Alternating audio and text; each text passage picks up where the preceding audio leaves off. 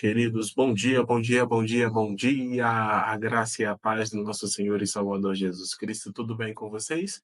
Iniciando mais uma manhã, no caso, uma manhã de estudo com o Reverendo Davidson, onde nós estaremos ouvindo, aprendendo um pouco mais a respeito da família, né? A família dentro aí dos princípios, dentro da dinâmica daquilo que Deus quer. E o título é A Família Segundo Deus. Quero então, antes de mais nada, já orar. Por que orar? Porque apresentar diante de Deus os nossos primeiros momentos e, ao mesmo tempo, apresentar a vida do reverendo Davidson, ao mesmo tempo, colocar a sua vida diante do Senhor. E logo em seguida, o reverendo Davidson precisa estar aqui, né? Não sou eu. Vamos orar então? Pai, eu quero te agradecer por essa manhã, eu quero te agradecer por este dia, eu quero te agradecer pelo dom da vida, eu quero te agradecer pela salvação que temos por meio de Cristo Jesus e por ele nós fomos justificados, nós fomos reconciliados contigo. Obrigado, Senhor, porque reconhecemos a tua bondade, reconhecemos a tua salvação, reconhecemos quem de fato o Senhor é e temos reconhecido porque a cada encontro temos aprendido um pouco mais a respeito de ti. Nesse momento, então, eu quero fazer alguns pedidos, Pai. Primeiro pedido àqueles irmãos e amigos que estão em deslocamento, que o Senhor possa abençoá-los durante todo o período de deslocamento, o dia de trabalho, as decisões que eles vão tomar, que eles sejam direcionados pelo teu Espírito Santo. Pedimos por aqueles que estão retornando do trabalho, por aqueles que pretendem aí fazer outras atividades na rua, ir ao médico, enfim, abençoa cada um deles. E pedimos também, Senhor, pelo reverendo Davidson, que o Senhor continue cuidando dele, sustentando, fortalecendo, cada dia mais dando sabedoria a ele dos altos céus, para que ele seja instrumento nas tuas mãos, para abençoar vidas, dentre elas a minha vida e a vida de todos os nossos amados irmãos que estarão aqui nessa manhã, Senhor, se alimentando por meio da tua palavra. É a minha oração, em nome de Jesus. Amém. Vou chamar agora o reverendo Davidson. Bom dia, bom dia, bom dia, bom dia, reverendo Davidson. Bom dia, pastor Anderson, tudo bem? Bom dia a todos, né? Mais um dia de bênçãos pra gente aí. Verdade, é verdade. Como é que estão as coisas por aí em São Gonçalo, Rio de Janeiro? Tudo tranquilo, tudo em paz? Estamos relativamente em paz, né? De vez em quando tem uma notícias ruins aí pelo Rio, né? Aqui em São Gonçalo tá tranquilo, né? A gente tá com tempo legal hoje, o tempo fresco, Bom. tá, as obras, né, continuam sendo feitas aqui, e dentro em breve teremos uma via, né, pronta e completamente funcional e bonita. Ah, legal, legal. Que Deus abençoe aí a vida de vocês, a igreja que vocês fazem parte, que também é minha igreja do coração. Reverendo Davis, eu não posso tomar o seu tempo, porque hoje o tempo é para você, né? Eu já tenho meu tempo na terça, já tenho meu tempo na quinta, não, o tempo hoje é seu. Então eu vou me retirar devagarzinho para que você esteja bem à vontade aí, sendo instrumento do Senhor para continuar abençoando as nossas vidas, tá bom? Amém. Graças a Deus, né, eu já vou pedir para o pastor Aderson colocar a imagem aqui, e vamos tratar aqui desse primeiro momento, que é um momento literário, como a gente sempre faz, não é? Caso você queira conhecer os meus livros, você pode vir nesse site aqui, ó, o iClap, tá vendo, ó? O iClap aqui em cima de amarelo, né? O iClap, ponto com.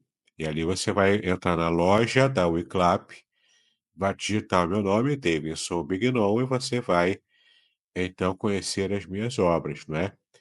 E você tem aqui, ó, a primeira obra, já que a gente está falando de família, né? A primeira obra que eu recomendo é a minha monografia de mestrado. Minha monografia de mestrado em Ciências da Religião.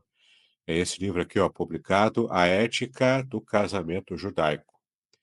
A eticidade do Antigo Testamento e a união civil e religiosa em Israel, tomando como pano de fundo a Torá, né? Então, investiguei aqui, né, numa exegese feita pelo casamento de Moisés com a mulher cuxita, foi o segundo casamento dele, teve polêmica, teve problemas na Bíblia. Então, você pode acompanhar a partir dessa passagem todo um apanhado, uma pesquisa feita sobre tudo que envolvia o casamento judaico na época da Bíblia, não é? Então, temas polêmicos, temas gerais do casamento, enfim, vai ser uma bênção, né? Então, você pode ver aqui e pode ser abençoado por esse livro, tá bom? Já que estamos falando de família, você pode adquirir esse livro aqui e ser abençoado também, né, por esse tema. Esse aqui é outro livro também que eu produzi, né? É o livro Proteção Divina no Curso da Vida, que é o meu comentário, versículo por versículo e palavra por palavra, com base no Salmo 91. E o tema do Salmo é a proteção divina, não é? O modo como Deus nos protege. Então você vai ver aqui também o modo como você pode adquirir esse livro aqui na Wiclap e ser também abençoado, né? Da mesma forma, eu fiz com o Salmo 23, revelações originais do Salmo 23, comentando também, palavra por palavra, versículo por versículo, né? Tudo com base na língua hebraica, tá bom? Para você conhecer a real mensagem do Salmo 23, tem sido um best-seller, tem vendido muito. Já fiz 3 impressões dele e ainda tem um pouquinho aqui, né, para você adquirir ou então comprar direto aqui na Wiclap, se for mais cômodo para você. Você recebe em casa pelos correios, né, eh, pelo modo como a Wiclap vai mandar para você. Esse livro aqui é um livro especial feito para mulheres, tratando também da proteção divina, mas agora dedicado às mulheres, né? Guardadas pelo amor, descobrindo a inexpugnável proteção divina, tá bom? Para vocês que lidam, né, com inseguranças nessa área de proteção, sempre se sentem, às vezes, né? Quer dizer, às vezes se sentem desamparadas pela família, pelo esposo, talvez, né, pelo namorado. Enfim, é um livro para vocês, tá legal? Para vocês conhecerem como Deus se preocupa e abençoa guardando as mulheres cristãs, as servas do Senhor.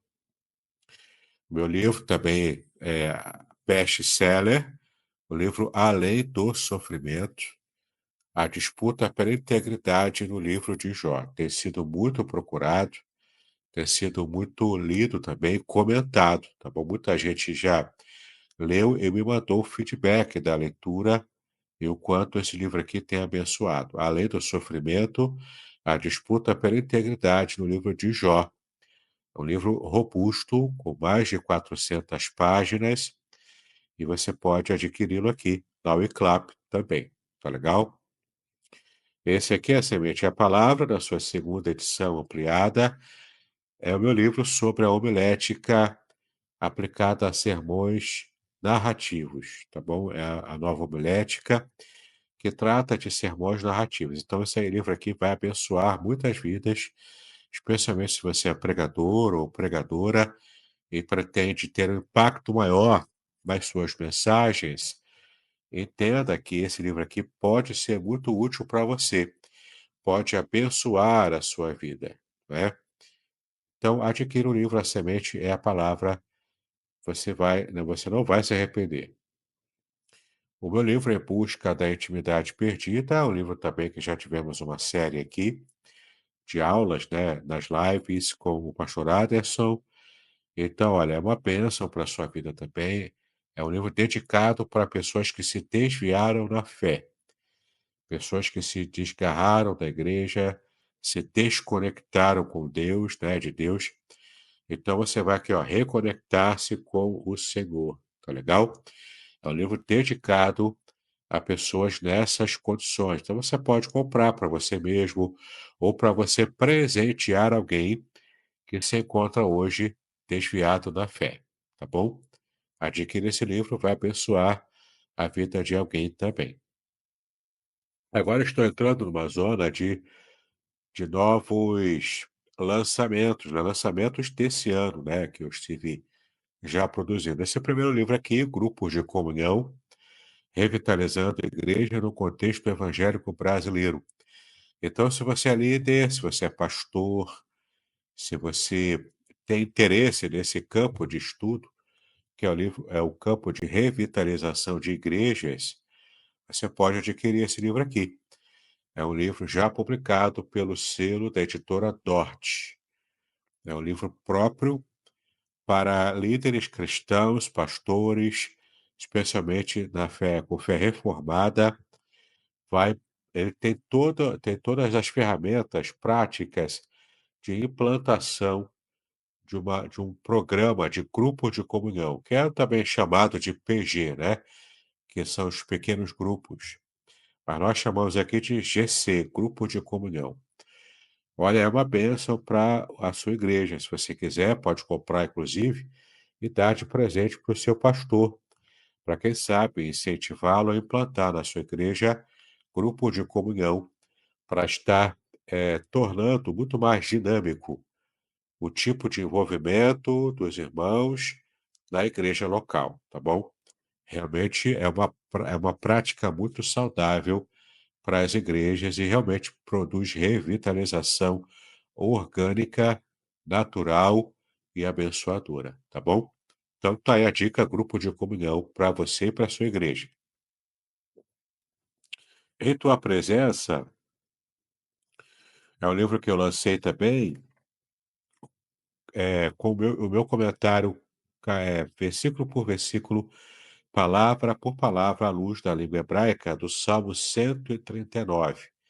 Nesse livro aqui eu tenho a participação de alunos meus que fizeram um trabalho acadêmico, né, tiveram uma abordagem sobre o Salmo 139, mas a exegese mais completa foi eu que fiz ao longo desse livro.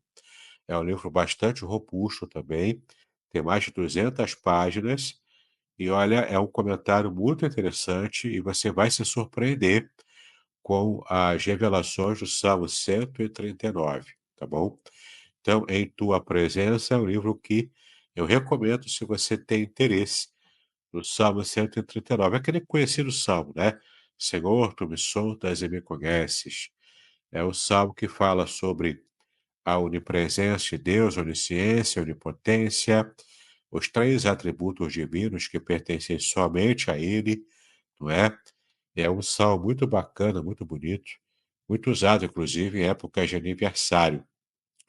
Então, se você quiser presentear o aniversário de alguém, é só você entrar aqui na Wiclap e encomendar o livro em tua presença, né? Vai abençoar a vida de alguém que é aniversariante. Tá legal? Muito bem, temos aqui também o livro Guia Definitivo da Pregação Expositiva. Esse livro aqui, ele pode ser um complemento do livro A Semente e a Palavra, né? Mas esse livro aqui ele é dedicado à pregação expositiva. Ele tem alguns bônus aqui, tem vários bônus, né? Um deles é a IA da pregação expositiva. A IA aqui é a inteligência artificial. Mas você pode perguntar, ué, mas o pregador vai usar a inteligência artificial para preparar pregações expositivas? Sim, você vai usar, aprender a usar como ferramenta. Assim como vai usar também um software gratuito, muito completo, que você vai poder utilizá-lo também para fazer as suas pregações e seus estudos bíblicos de um modo geral. Eu indico esse software gratuito até para os meus alunos, né, que fazem a exegese acadêmica. Então, esses recursos você vai ter acesso, tudo adaptado e aplicado à pregação expositiva. Para quem não sabe, a pregação expositiva é quando a gente pega um trecho da palavra de Deus, que tecnicamente a gente chama de perícope, e então, a partir dessa perícope, a gente trabalha toda uma pregação explicando minuciosamente o texto lá no púlpito, mas de uma forma dinâmica, de forma abençoadora, que tem aplicações práticas também. Então, aqui é o guia definitivo, por quê? Porque ele é muito prático.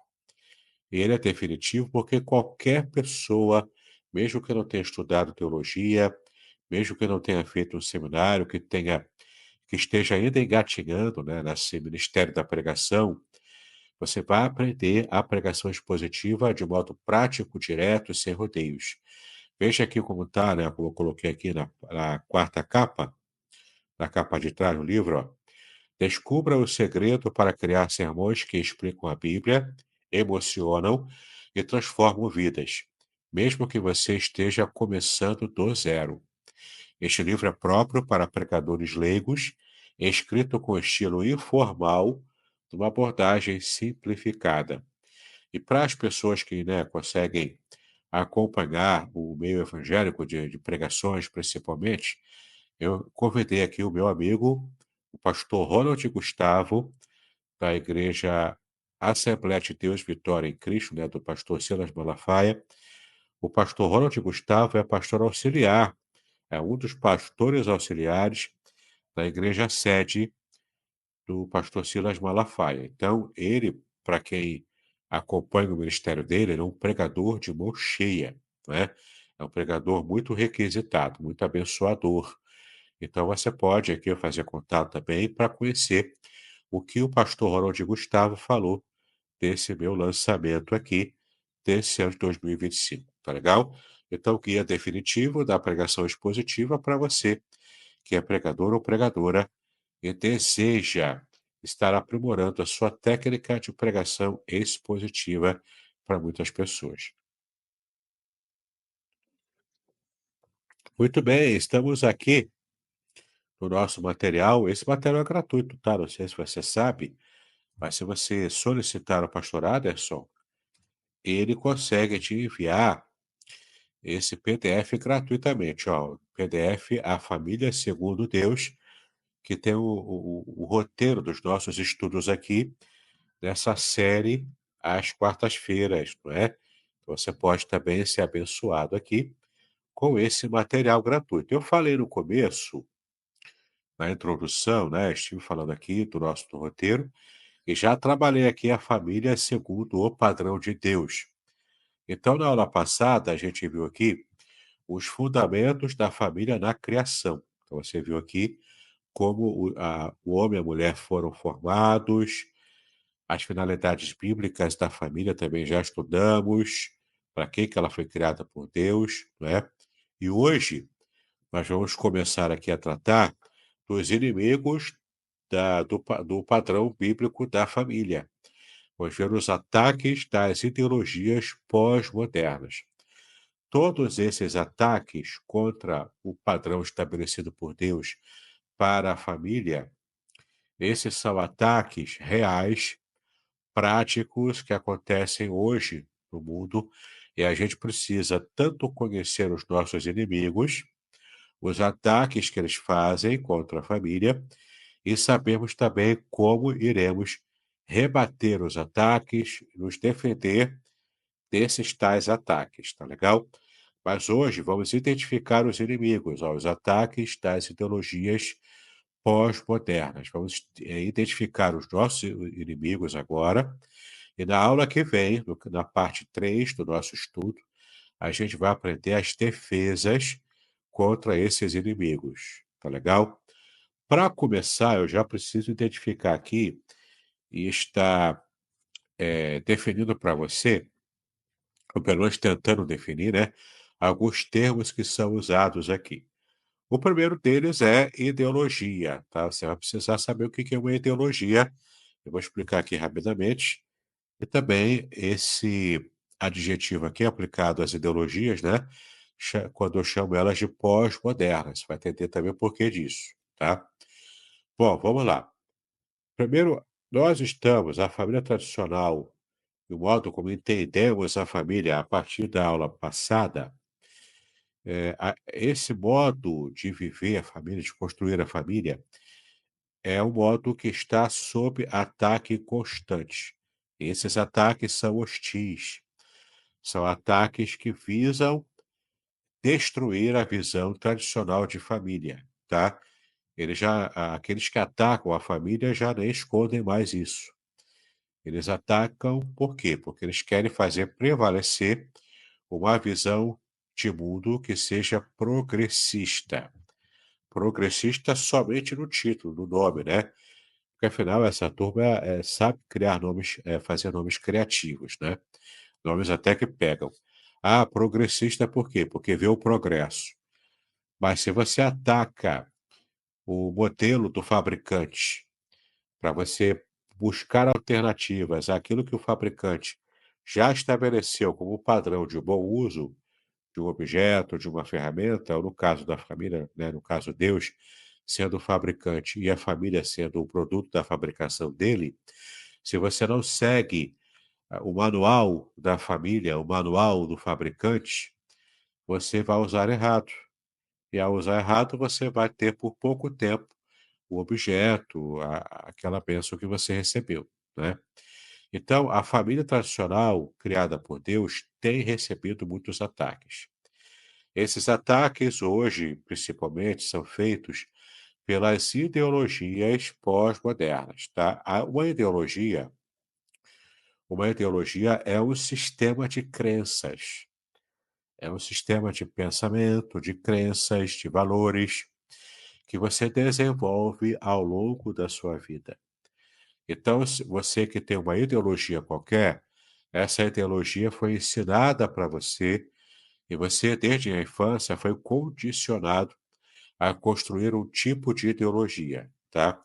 E essas ideologias que eles chamam de progressistas, que eu, na verdade, entendo como regressistas, né? Porque elas acabam fazendo a humanidade regredir e não progredir, porque se a humanidade está assumindo, e com muitas vezes com orgulho, a sua rebeldia contra Deus e contra a lei de Deus, isso não é progresso, isso é regressão, tá?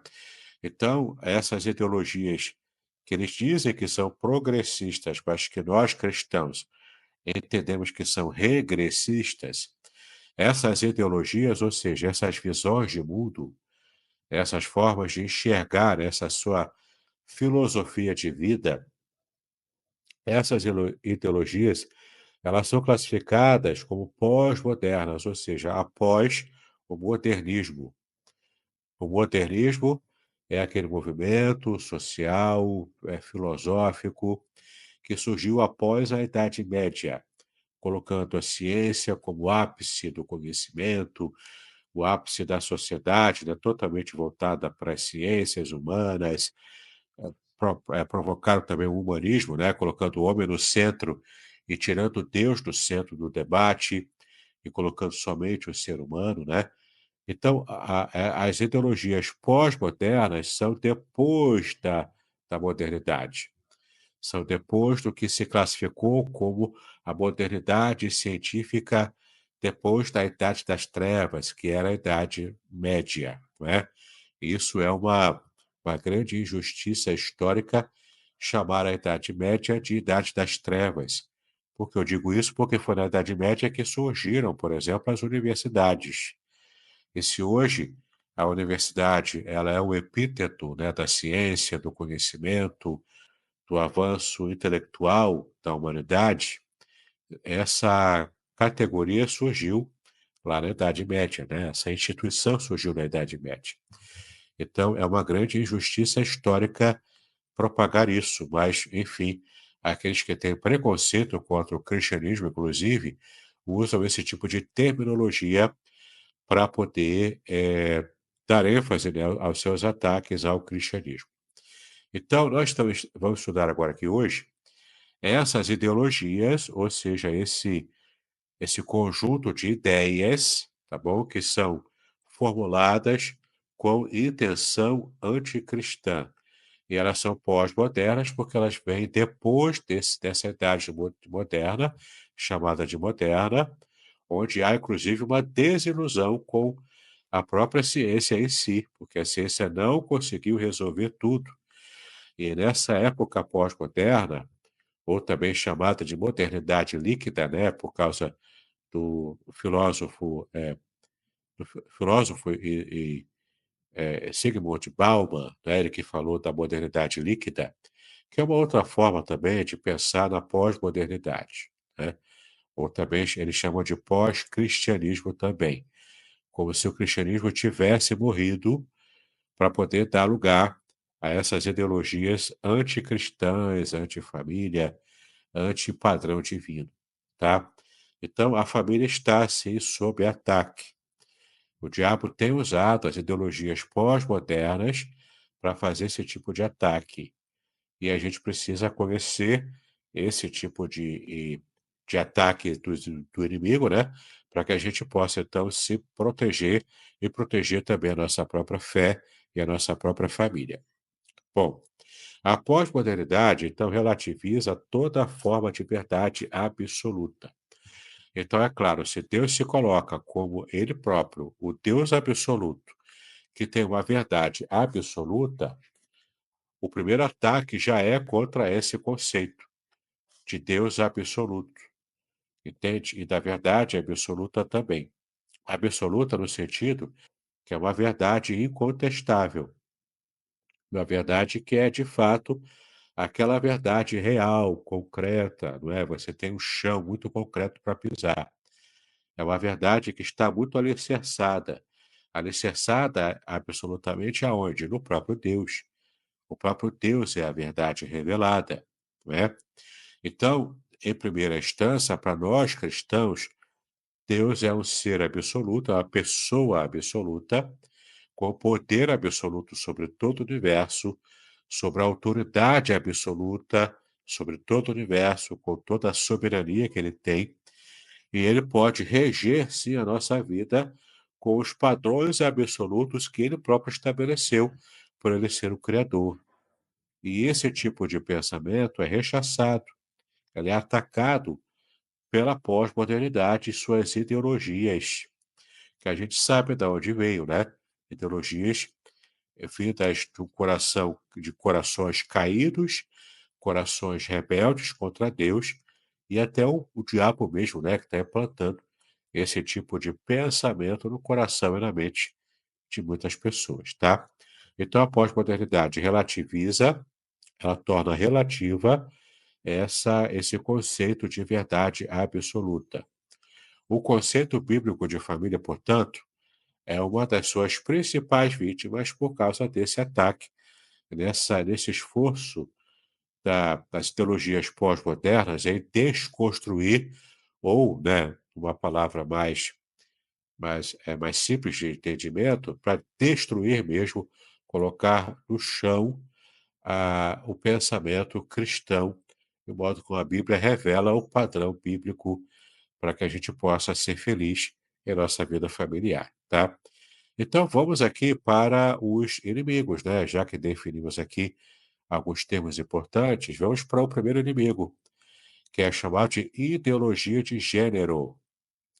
A ideologia de gênero é um inimigo relativamente novo que está trazendo para o conceito tradicional de família um tipo de ataque que a gente muitas vezes nem está percebendo que é um ataque. Tá legal? Então, a ideologia de gênero nega que os sexos masculino e feminino sejam realidades biológicas e, portanto, divinamente determinadas. O que é muito curioso, né? Porque essa questão da realidade biológica, a biologia é determinante como ciência, né? Biologia é uma ciência. Então, uma realidade biológica provocada, né, pelo sexo do nascimento da pessoa, essa é uma realidade que eles relativizam.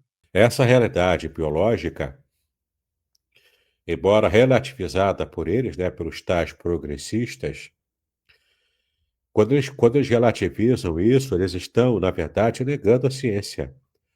Porque sim, a biologia ela vai determinar, na ordem cromossômica, né, do organismo humano, os cromossomos vão determinar o sexo da pessoa, se é macho ou fêmea, não é?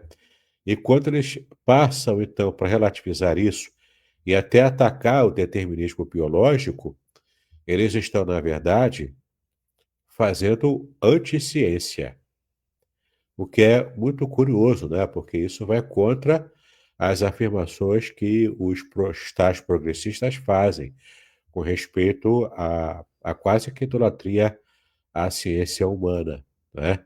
E isso é muito peculiar e muito perigoso até, né?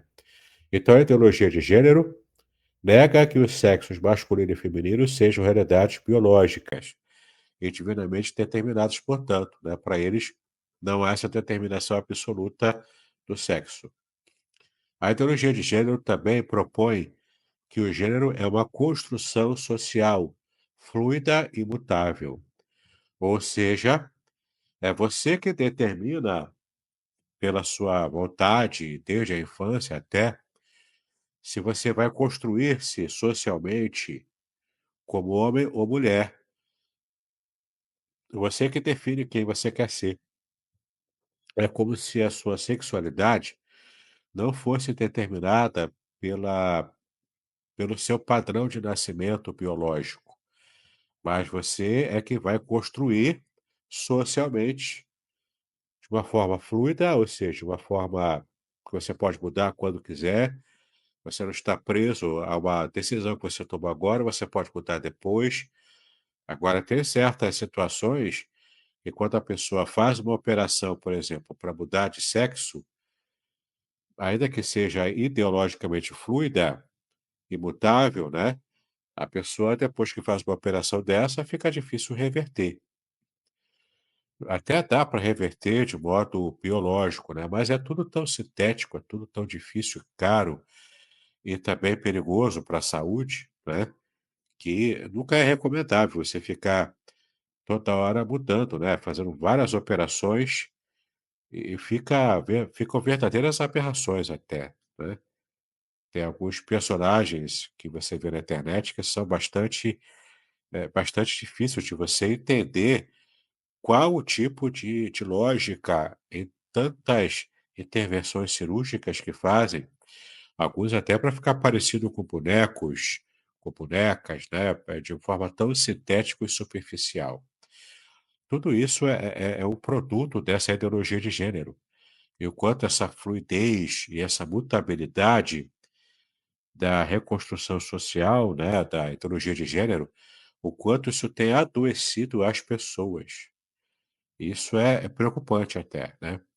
Antes de falarmos aqui do conflito com a Bíblia, eu quero mostrar para vocês aqui uma imagem. Você está vendo aqui essa imagem que eu busquei na internet aqui, né, que fala sobre o que é a ideologia de gênero. Aí você tem algumas imagens aqui, né, que é para sintetizar o que eu já expliquei para você agora aqui, né. O termo ideologia de gênero foi criado por sociólogos na Conferência da ONU em Pequim, em 1995.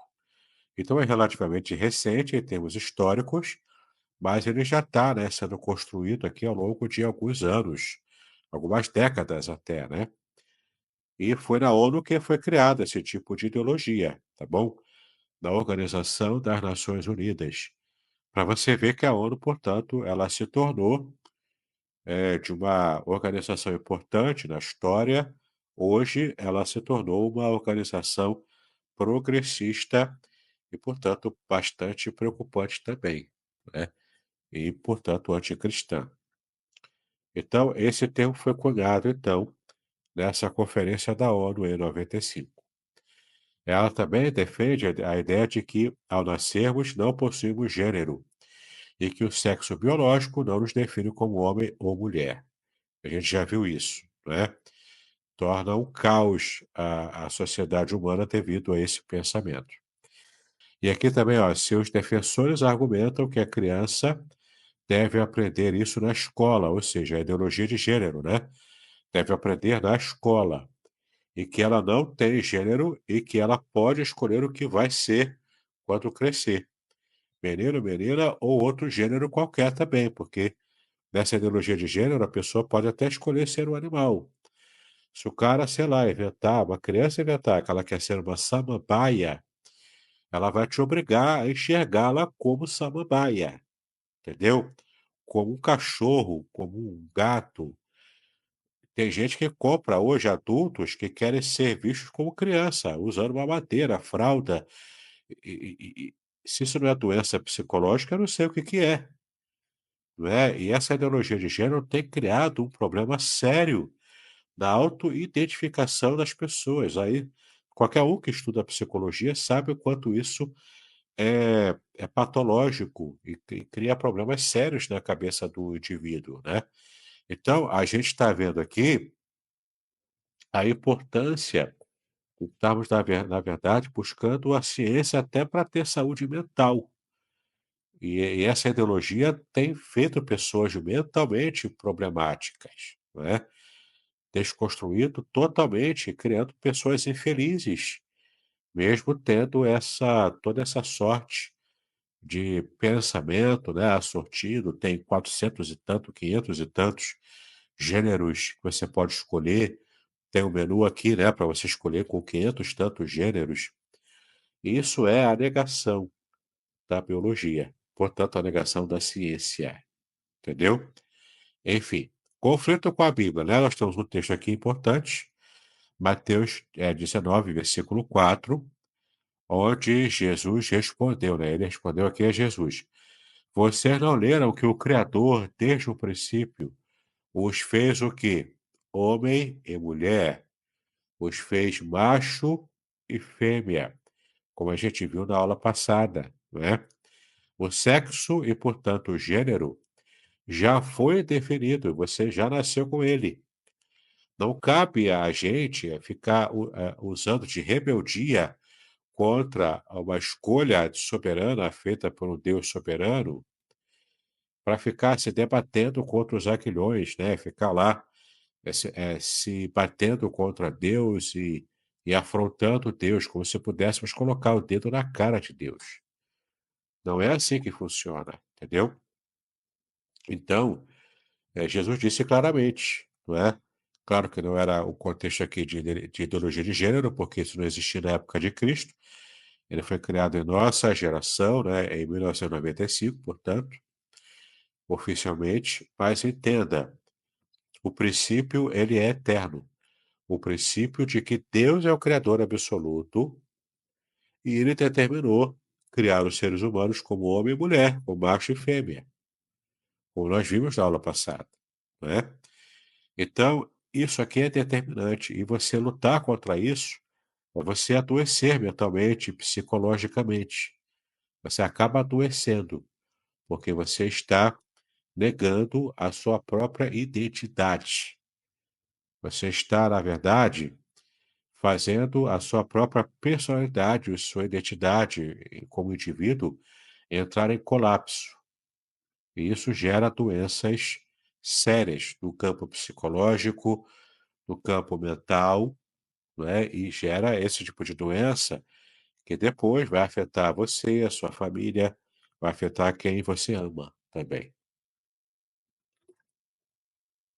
Então, nessa passagem aqui, né, de Mateus 19, versículo 4, Jesus reafirma o relato de Gênesis como modelo normativo, tá?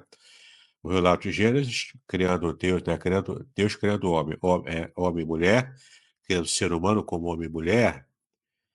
Esse é o modelo normativo aqui, ó, modelo normativo, modelo que é norma, tá? Para toda a família. E você, se você quiser entrar em rebeldia contra a vontade de Deus, fique à vontade, né? Deus vai tratar com você do modo como ele vai entender que deve tratar com você. Se você quiser fugir a esse modelo normativo, você pode fugir, Deus não vai te obrigar. Mas você tem que ter consciência de que para onde você caminhar, você vai colher os frutos amargos, muitas vezes, dessa rebelião contra Deus. Tá legal? Enfim, você pode até negar e falar o que você quiser contra a Bíblia, contra Deus. Você é livre para fazer isso. Mas você não é livre para escolher as consequências das escolhas erradas que você fizer, tá? Isso aqui trará consequências para as pessoas que estiverem simplesmente aderindo à ideologia de gênero, tá bom?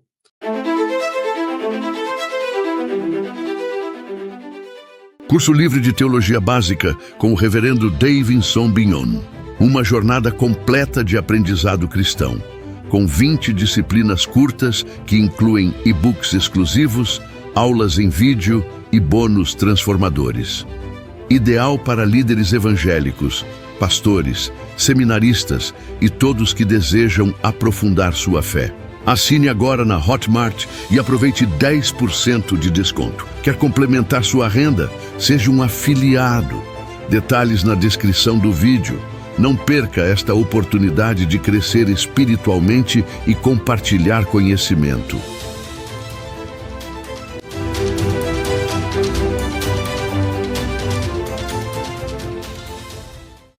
Muito bem, vamos conhecer agora o nosso segundo inimigo, o segundo ataque, né, do nosso inimigo, das nossas almas, da igreja, da família.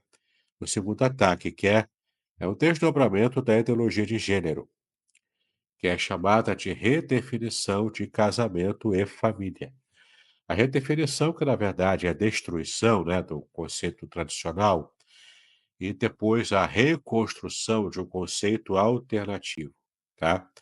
Então você tem aqui a união que eles chamam, né, hoje de a união homoafetiva, que é a união de pessoas gays, né, equiparada ao casamento. Do ponto de vista jurídico, né, na minha opinião, a sociedade secular ela vai reconhecer normalmente a união homoafetiva, vai dar os direitos de convivência, direito à herança, enfim. Para mim é tranquilo entender assim. A sociedade quer buscar esse caminho, né? Por mais que, como cristãos, a gente tenha dificuldade para entender esse tipo de escolha, é uma escolha que vai contra a vontade de Deus, a gente vai ver já já aqui. Mas a questão é que, do ponto de vista social, não dá para impedir, né, duas pessoas em união estável, homoafetivas, elas tenham direitos sociais. E é importante você reconhecer, respeitar e, enfim, né, reconhecer isso. Agora, uma coisa é você reconhecer que eles têm direito à estabilidade de uma união homoafetiva. Outra coisa é você passar panos quentes para isso, é você dizer que a Bíblia não condena a união homoafetiva. Isso é você faltar com a verdade. A Bíblia condena, como a gente vai ver aqui, né? A pessoa pode viver como quiser, ninguém aqui vai proibir ninguém de viver como quiser, mas entenda, né, o mesmo que eu acabei de falar lá para as questões da ideologia de gênero, também vale aqui para a união homoafetiva, né? A questão dos gays. Então, a questão aqui é que você pode escolher viver como quiser, se quiser ter essa opção sexual pela homossexualidade, você é livre para fazer isso. Mas a questão é que há também consequências, né, desse tipo de escolha que você fez. Consequências que a Bíblia diz que vai acontecer. E você precisa estar preparado para aguentar as consequências quando elas chegarem, tá bom? Tem também uma questão aqui que envolve, né, essa questão da união homoafetiva, que é equiparada ao casamento hoje em dia, é a multiparentalidade e famílias alternativas. Ou seja, famílias, né, segundo o conceito social aqui, famílias sem pais, só com duas mães ou uma mãe apenas, que é o caso da mãe solteira, né, que cuida da criança, do seu filho, sem a presença masculina de um pai. Sem a mãe, então, às vezes o pai, né, ficou viúvo, ou então separado e vai cuidar do filho também, sem a figura materna, o que é problemático também. Ou sem gênero definido também, né? É que o pai, entre aspas, e a mãe, entre aspas, né, ficam lá trocando de sexo e colocam na criança desde cedo que ela vai ter direito a escolher. Às vezes, uma criança de 3, 4 anos já é pressionada a dizer o que ela quer ser em termos de gênero, não é? Por causa da ideologia de gênero mesmo, que a gente já viu. Então, isso também não é saudável para uma criança que não tem condição de escolher o gênero dela ainda. É engraçado até, porque uma criança dessa, muito pequena, não tem direito a escolher se ela quer comer carne ou frango. Os pais não deixam ela escolher a roupa que vão usar. Às vezes impõe o tipo de roupa que a criança vai usar, para o bem ou para o mal, né? Impõe o corte de cabelo que a criança quer fazer. Mas ela pode escolher o tipo de gênero que ela vai ter para o resto da vida. A criança não tem ainda maturidade para definir isso, né. Ela muitas vezes é condicionada a esse tipo de atitude, e não é saudável para essa criança, entendeu? Do ponto de vista psicológico mesmo. Então a questão aqui é que se você já é adulto e maior de idade, você pode fazer o que você quiser com a vida é sua, né. Essa é a questão que a sociedade secularizada quase que impõe pra gente, né. E não tem por que discutir isso. O adulto maior de idade, ele pode fazer o que quiser, desde que não fira a lei, né, a lei do Estado brasileiro aqui. Mas a outra questão é totalmente diferente, é você impor para uma criança, para alguém menor de idade, até um adolescente menor de idade, né, você impor alguma coisa como essa, e pressionar para que a criança, desde muito cedo, já defina se vai ser homem ou mulher. "Ah, se não gostar, depois troca", que isso, né. Essa questão da vida da criança é coisa séria, você não tem que botar essa confusão na mente da criança logo muito cedo, né. Deixa a criança depois se definir, quando já for maior de idade, já tiver maturidade para definir o que ela quiser na sua própria vida, tá bom? Então isso aqui é importante você entender que essa redefinição de família e casamento tem trazido problemas até psicológicos e a sociedade adoeceu, né? A gente está vendo aqui recentemente essa polêmica dos bebês reborns e o quanto as famílias não querem ter filhos porque realmente dá trabalho, é caro, é problemático, e as mães não querem ter filhos mais, querem ter uma boneca que parece uma criança. E a loucura é tanta que estão levando para médico, estão levando boneca para médico, tirando o lugar ali, né, tirando o tempo do médico de tratar de pessoas reais, entendeu? Veja o quanto a sociedade adoeceu. E a gente está nessa sociedade, a gente precisa ter pelo menos uma voz, ainda que seja uma voz que clama no deserto, mas uma voz dissonante contra essas loucuras, né. Tem uma imagem aqui que eu quero mostrar para vocês que esse tipo de família aqui, que é a família tradicional, né, o pai, a mãe, né, todo mundo bem arrumadinho, né, bonitinho aqui. Qual a razão de tanto ódio contra uma família como essa? Não é? Claro que isso aqui é uma foto antiga, hoje a família não precisa ser assim para ela estar no padrão de Deus, né, o padrão é o mesmo, né. Mas a imagem aqui, outra, só para trazer aqui uma ilustração para você. O pai, né, bem vestido, né, eh eh, trata bem a sua esposa também, a esposa com um sorriso aqui, o casalzinho de filhos aqui, né. Qual o problema de atacarem esse tipo de família, né? Qual o tipo de ódio que eles nutrem contra uma família que é feliz assim? Claro que se for uma peça pregada, né, se for aqui apenas uma vivência do sorriso Colgate aqui, né, dessa foto, só para poder ilustrar uma vida familiar que na verdade não existe, claro que aí é um problema, né, das pessoas tentarem fazer um teatro social aqui. Mas a questão não é essa, eu não estou defendendo aqui o teatro social de uma família que tenta se encaixar no padrão divino, não é isso. Não é um teatro. Mas eu me refiro aqui a pessoas e famílias que realmente são felizes, porque estão dentro do padrão divino. Só porque estão dentro do padrão divino, você já vai taxar isso como coisa errada, como falsidade, como hipocrisia. Não, gente, não é? O progressismo tem ódio contra uma imagem como essa. E a gente não precisa ficar alheio a isso, a gente tem que conhecer o nosso inimigo, não é? A ideologia progressista vai atacar esse tipo de família aqui, esse padrão aqui de família, né? A família tradicional, o marido, a mulher, os filhos aqui, ó, sendo criados com inteligência, com papéis bem definidos na sociedade, sem confusão se é menino ou menina, tá tudo aqui, ó, dentro dos conformes, né?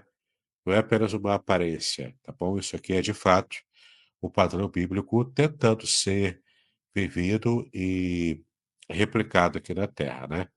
Por que tanto ódio contra esse padrão? Bom, veja aqui, Romanos 1, 26 a 27. Esse texto aqui condena explicitamente as relações homossexuais como distorções da criação. Eu vou ler aqui para você ter a exata dimensão, só 2 versículos, né? Para você conhecer o que a Bíblia fala sobre a homossexualidade, tá bom? Você não precisa se enquadrar nesse padrão. Se você não concorda, se você não é cristão, você não precisa se enquadrar nesse padrão. Mas se você se considera cristão, não pode dizer que a Bíblia fala diferente do que ela realmente diz, tá? E você vai ler esse texto agora aqui, e você vai entender o que Paulo escreveu aqui sobre como a Bíblia, de um modo geral, entende essa questão da homossexualidade. Se você não quiser se enquadrar nesse padrão, é direito seu. Mas não é direito seu dizer que você é cristão estando fora desse padrão. Tá legal? Deixando claro aqui, porque a Bíblia de fato ensina isso. Vamos lá, Romanos 1, 26 e 27. Por causa disso, Deus nos entregou. Aqui se refere aos pagãos e homossexuais, né? Por causa disso, Deus nos entregou a paixões vergonhosas, porque até as mulheres trocaram o modo natural das relações íntimas por outro, contrário à natureza. Da mesma forma, também os homens, deixando o contato natural da mulher, se inflamaram mutuamente em sua sensualidade, cometendo indecência, homens com homens, e recebendo em si mesmos a merecida punição do seu erro. Tá? Tem outros versículos também, tem mais um que nós vamos ler daqui a pouco, mas esse texto aqui já é muito claro, não há sombra de dúvidas aqui, para você ver a percepção de Paulo e, portanto, também a percepção, né, ele está reverberando aqui, toda a Bíblia, desde o Antigo Testamento até o Novo, como a Bíblia vê essa questão da vida homoafetiva, da vida homossexual, tá? Como que a Bíblia enxerga isso? Ela vê desse jeito aqui. Como eu disse, você pode ter a vida que você quiser. Quem está me ouvindo aqui, acompanhando depois na internet, né, no meu canal do YouTube também, pode ter o direito de ter a vida como quiser. É direito seu, a vida é sua. A questão não é essa. A questão é que algumas pessoas se dizem cristãs e homossexuais. Aí há uma questão séria de não compreensão do que a Bíblia ensina sobre o assunto, tá? Você acabou de ver aqui, apenas nesses 2 versículos, o quanto a Bíblia é clara falando sobre essa questão da homossexualidade e da união homoafetiva, tá legal? O outro texto é esse aqui, ó, 1 Coríntios 6, versículos 9 e 10. Esses versículos aqui advertem que os que praticam tais coisas não herdarão o reino de Deus. Também está claro aqui como que é o destino final, do ponto de vista espiritual, das pessoas que praticam a homossexualidade, tá legal? 1 Coríntios 6, versículos 9 e 10. Olha o que diz aqui, também é Paulo falando, né? Ou vocês não sabem que os injustos não herdarão o reino de Deus? Não se enganem, nem imorais, nem idólatras, nem adúlteros, nem afeminados, nem homossexuais, nem ladrões, nem avarentos, nem bêbados, nem maldizentes, nem roubadores herdarão o reino de Deus. Sim, algumas pessoas que criticam esse texto aqui, ou pelo menos a nossa ênfase nesse texto, né? Ah, mas vocês falam da homossexualidade, mas ó, vocês também enganam, vocês são injustos, vocês muitas vezes são ladrões, né? Porque cobram dízimo e tudo mais, são avarentos, bêbados, maldizentes. Então vocês também não herdarão o reino de Deus. Claro, se a pessoa faz esse tipo de coisa, e se enquadra aqui nesses versículos, claro, a pessoa que faz isso além da homossexualidade também não herdará o reino de Deus. Eu não estou dizendo que aqueles que praticam as outras coisas herdarão e que os afeminados, os homossexuais não herdarão. Não estou dizendo isso. O texto diz claramente: todos esses que se enquadram nessa lista aqui, eles não herdarão o reino de Deus. Mas o fato de alguém que quer defender a homossexualidade que é dita cristã, não é? Quer defender isso. E dizer, porque colocando, nivelando por baixo, né? E dizendo aqui que quem faz idolatria é adúltero, afeminado também, eles também não herdarão. Sim, mas entenda, isso não isenta o homossexual que se diz cristão de estar enquadrado aqui entre aqueles que não herdarão o reino de Deus. Entende? Então, toda essa lista aqui faz parte daqueles que serão excluídos do reino de Deus. Quando ele chegar, ele já foi implantado, ele já nasceu, mas ele ainda não está plenamente implantado na terra. Isso vai acontecer no milênio, não é? Com a implantação real e concreta do reino de Deus, da vida eterna após essa existência aqui, com a terra inclusive restaurada no milênio. Mas a questão aqui é essa. É, você pode criticar o quanto quiser lá, pastores chamando de ladrões, de avarentos. Se você tiver consistência na acusação, ok. Eles também não herdarão o reino de Deus. Eu não estou dizendo que eles vão herdar, mas eu estou dizendo que a homossexualidade e os afeminados estão também na lista. Isso é claro no texto. Tá legal?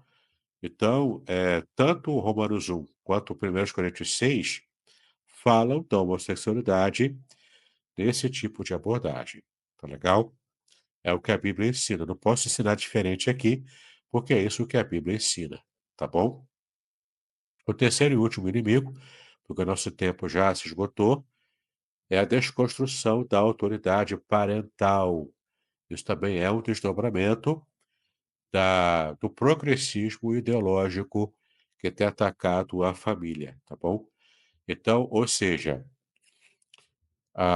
o tipo de progressismo e filosofia, né, que é vigente em nossa época hoje, faz o encorajamento da autonomia infantil exagerada, como se a criança tivesse poder de voto na própria casa dos pais, né? Como se a criança tem direito a escolher a roupa, a escolher o que vai comer, fazendo aquelas manhas, fazendo aquelas pirraças que a criança geralmente faz. Gente, entenda, uma criança não é senhora do seu nariz, ela está sob a tutela dos pais, pelo menos na visão cristã, né? Porque nessa desconstrução da autoridade parental, o Estado também ele é visto como tutor da criança, substituindo o papel dos pais. Isso aqui é uma grande aberração, porque a sociedade progressista enxerga o Estado como o grande pai, o paizão, né? O Estado que provê tudo para a criança e para as famílias, para as pessoas. O Estado não é assim, o Estado não é. O Estado jaz no maligno, a Bíblia diz que o mundo jaz no maligno. O mundo ali é o Estado, é o sistema, é como o mundo é gerido. Ele jaz no maligno. Você não pode esperar que o Estado seja o bom gestor da sua família, dos seus filhos, entendeu? Mas é assim que o progressista vê. Nós que temos a visão cristã, as crianças são tutoreadas pelo pai e pela mãe, pela família, quando no máximo o avô, a avó, o tio, a tia. Mas os parentes e principalmente os pais, o pai e a mãe. Não é o Estado. Não é a criança sozinha tendo autonomia. A criança não tem que ter autonomia. Ela vai ter autonomia quando for maior de idade. Ela vai adquirindo maturidade. Então poderá ter autonomia. Antes disso, ela está sob a tutela dos pais, debaixo do teto dos pais. Aliás, afinal, são os pais que pagam as contas e não a criança. A criança não paga a conta. Entendeu? A criança, ela está sob a tutela dos pais. Então, ela tem que se enquadrar, sim, no estilo de vida dos pais. Às vezes, o estilo de vida é ruim. Acontece. Aí o Estado pode intervir, claro, se há abuso, né, dos pais contra o seu próprio filho. Mas a questão aqui é que, em primeira instância, é a família que cuida da criança e não o Estado, tá bom? O Estado, no máximo, é um regulador social, ponto. Mas dentro da família, o Estado só vai ter poder de ação caso a família seja tão disfuncional a ponto de criar uma situação de má gestão da própria criança e que vai criar problemas para a própria criança na criação dela, né? Em situações muito específicas até. Para fecharmos aqui, conflito com a Bíblia, né? Efésios 6, de 1 a 4. Filhos, obedeçam a seus pais no Senhor.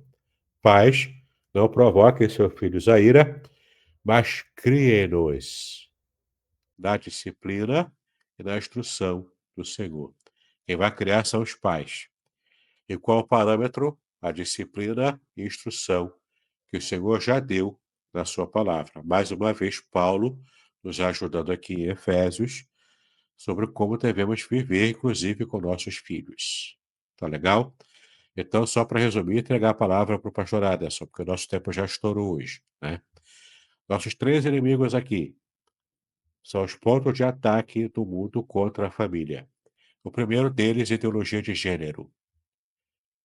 Ataque à família. Segundo deles, redefinição de casamento e família, desconstruindo e destruindo a visão bíblica, né, de o que é a família. E o terceiro e último, desconstrução da autoridade parental. Entenda a desconstrução, que é o termo técnico, como destruição, tá bom? Eles querem jogar por terra tudo que faz parte do pensamento tradicional e bíblico, portanto, de uma família segundo os padrões de Deus. Tá legal? Muito bem, pastor Aderson, desculpe o atraso, mas agora a palavra é sua. Olá, joia, joia, joia. Muito bom, muito bom. Quero desde já dar bom dia aí para o Adilson, que esteve ou está conosco. Ele deu uma passada por aqui, né? Ele até fala bom dia, é um prazer ouvi-los nesta manhã. Que Deus abençoe grandemente. Também dá bom dia à nossa irmã Zilmar Guimarães, que esteve ou está conosco, deu uma passada aqui, né? Também a Nelma Guimarães, a própria Zilmar Guimarães pede oração também em favor do seu sobrinho Marcelo Guimarães, que está no pronto-socorro nesse momento, a pressão dele está alta e faz tratamento de hemodiálise. É, vou me retirar depois e ouço, ok? Eu vou pedir ao reverendo Davis que ao final esteja orando também pelo Marcelo, a Zilmar Guimarães deu bom dia. Então, algumas pessoas que passaram e outras que passaram, mas é, é, é, não fizeram fumaça, vamos colocar assim. Hoje nós estamos encerrando então a nosso estudo da a família segundo a Deus, e nós percebemos, e eu achei muito interessante, muito oportuno, porque muitas das vezes até mesmo as pessoas falam sobre narrativas, mas não sabem definir, né, o que é uma narrativa, né? Muitas das vezes falam sobre questões que envolvem o ataque à família, mas muitas das vezes as pessoas não sabem identificar, não sabem pontuar o que de fato está atacando a família nos dias de hoje. Então, eu achei muito oportuno, porque o reverendo Davidson já vem tratando dentro de algo bem atualizado e que tem muita gente que não gosta de falar. Ele foi muito sábio, inclusive, na sua fala, porque não apontou, a gente está ensinando, a gente está trazendo à tona um ensino. E aí cada um, né, vai ouvir, vai entender, de preferência, à luz das escrituras, né? Como cristão, nós abraçamos a Bíblia. E a Bíblia deixa claro para a gente como deve ser o modelo de família, como que deve ser a questão o pensamento do Senhor do sexo. Logo lá em Gênesis ele já fala, macho e fêmea os criou, ponto. Não tem, não passa disso. E eu acho isso muito bacana, muito interessante. Divulgue aí esse vídeo, essa live, né, para que outras pessoas também possam conhecer, também possam compreender. E algo que, aí eu vou encerrar minha palavra e já passar para o reverendo Davidson, algo que me chamou a atenção foi um aspecto da fala dele que é para a gente pensar, né, ele falou mais ou menos assim: se uma pessoa está apoiando, está abraçando esse tipo de ideia, não é interessante ela ser chamada ou ser considerada como cristã, né, eu achei muito oportuno. E aí, reverendo Davidson? Acabei de interromper ali você. Olá, pastor Anderson, diga aí. Uhum. Então, eu achei muito oportuna a sua fala, né, quando, uma pessoa abraça, uma pessoa, apoia esse tipo de ideologia e que se diz crente. Na verdade, ela precisa fazer a distinção, distinguir que por apoiar isso, ela está deixando a Bíblia de lado.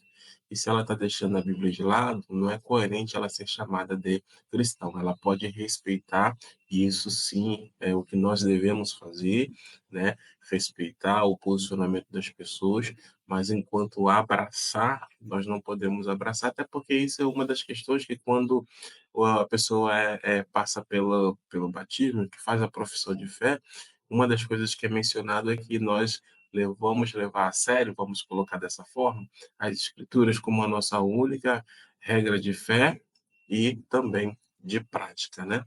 Então fica uma coisa assim meio dúbia, caso alguém esteja apoiando esse tipo de pensamento, né? Sim, porque até mesmo tem um grupo, né, chamado de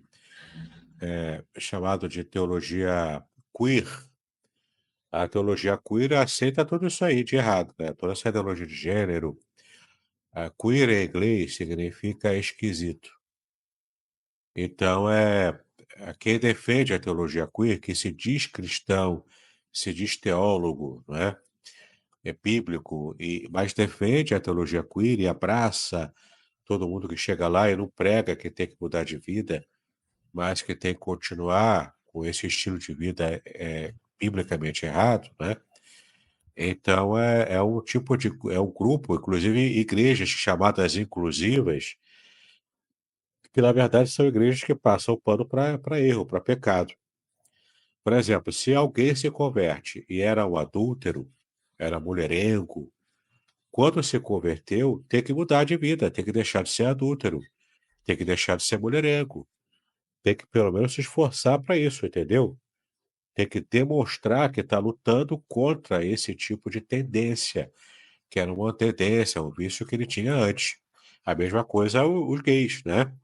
Se ele quer ser cristão, ele tem que lutar contra a tendência gay dele, porque isso é pecado perante Deus, de acordo com a Bíblia.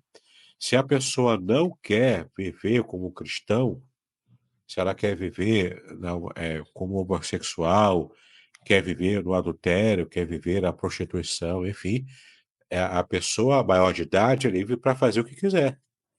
Agora, ela só não é livre para dizer que é cristã praticando isso. Aí é contra a Bíblia, entendeu? É incoerente, inclusive.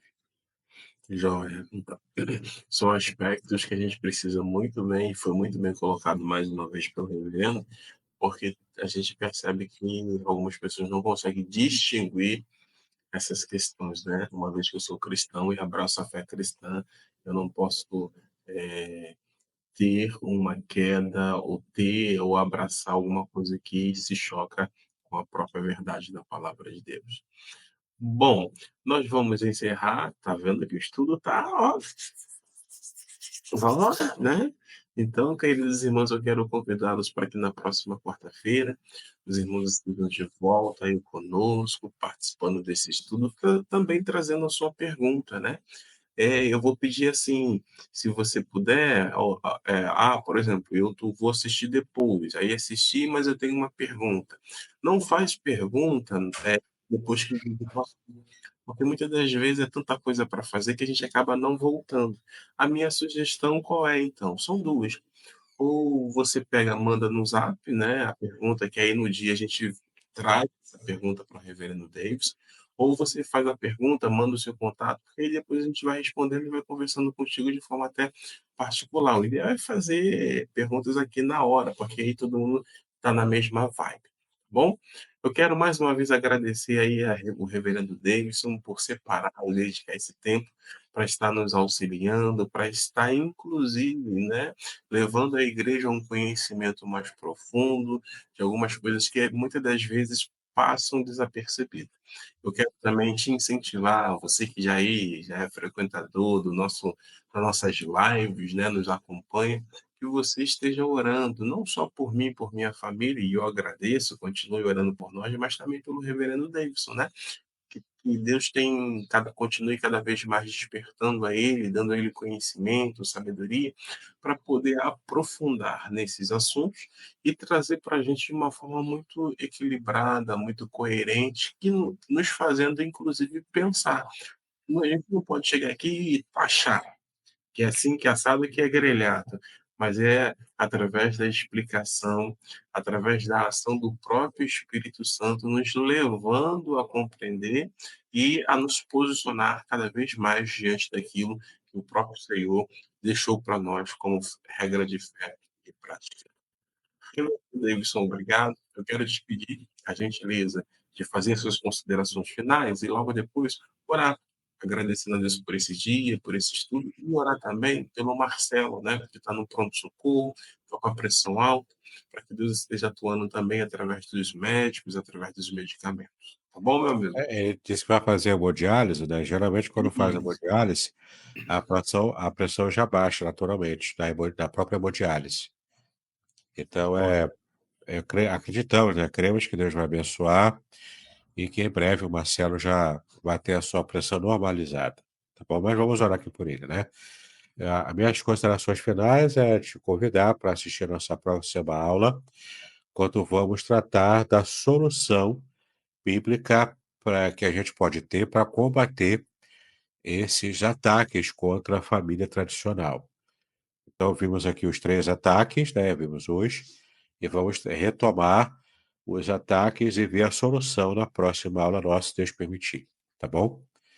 Muito bem, vamos orar então. Pai querido, estamos em tua presença, pedimos a tua bênção nesse momento em que estamos em live, para que o Senhor abençoe a cada um de nós, nos ajude a compreender os ataques que a nossa família sofre nessa sociedade e que possamos, ó Pai, buscar em Ti a força, a sabedoria e as armas para lutarmos contra os ataques que recebemos.